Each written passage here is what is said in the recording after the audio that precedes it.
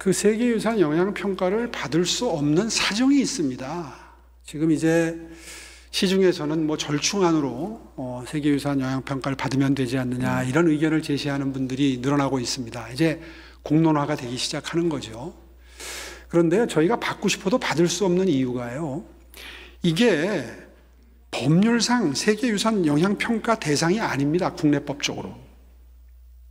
일단 그건 분명한 사실입니다.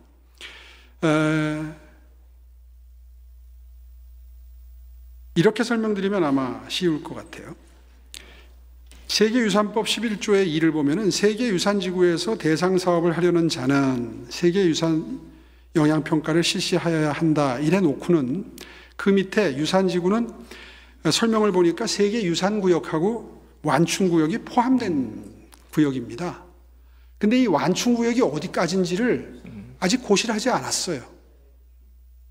유산청이 완충구역이 어디까지인지를 정해줘야 됩니다. 그런데 그거를 올해 7월 달에 할 수 있는 기회가 있었는데 놓쳤습니다. 하질 않았어요. 그리고 뒤늦게 바로 지난주에 이 세계유산지구를 지정을 한 겁니다. 그러니까 형식적으로는 지정이 된 셈인데 완충구역은 어디까지인지를 모릅니다. 현실적으로 이렇기 때문에 영향평가를 받을래야 받을 수가 없어요. 첫째는.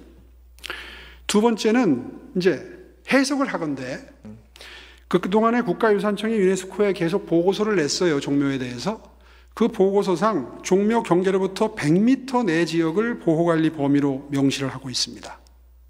따라서 추측컨대 앞으로 완충구역을 지정을 하더라도 100m까지가 될 확률이 높아요.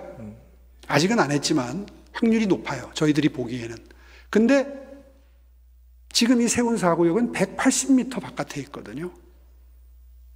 그러니까 국가유산청이 완충구역을 지정한다 해도 바깥에 있습니다. 세운사구역은.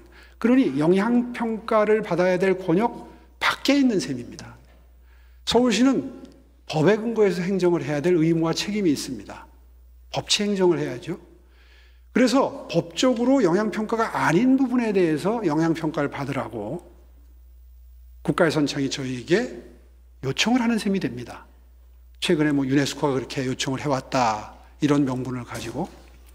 두 번째는 실시 주체입니다.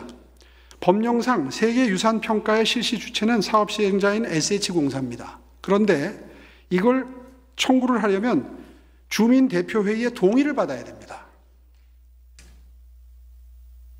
그런데 그분들이 동의를 하지 않습니다. 왜냐하면 10년 동안 계속해서 문화재위원회하고 심의를 받으면서 그분들이 어떤 지시를 하는지를 다 경험을 해왔고 그 결과가 지금 55m, 뭐 100m 언저리 그 종전에 72m 그 언저리에 있었던 높이 기준이거든요.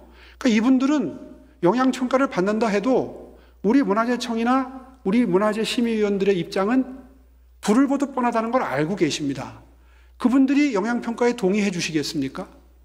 서울시가 법적 의무 대상이 아닌, 아까 방금 전에 설명드린 대로 아직까지 그 구역 내에 들어가 있지도 않아요.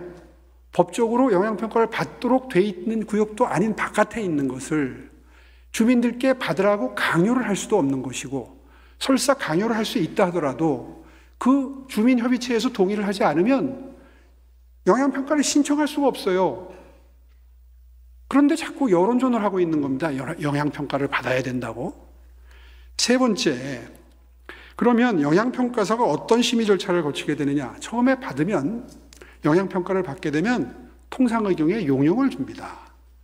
근데요, 이 용역을 준 다음에 문화재 심의하시는 분들이 이제 계속해서 수정 보완 요청을 하면서 피드백을 받아가면서 상호 의사 교환을 해가면서 영향평가를 준비하게 되는데 보통 2년에서 3년이 걸려요.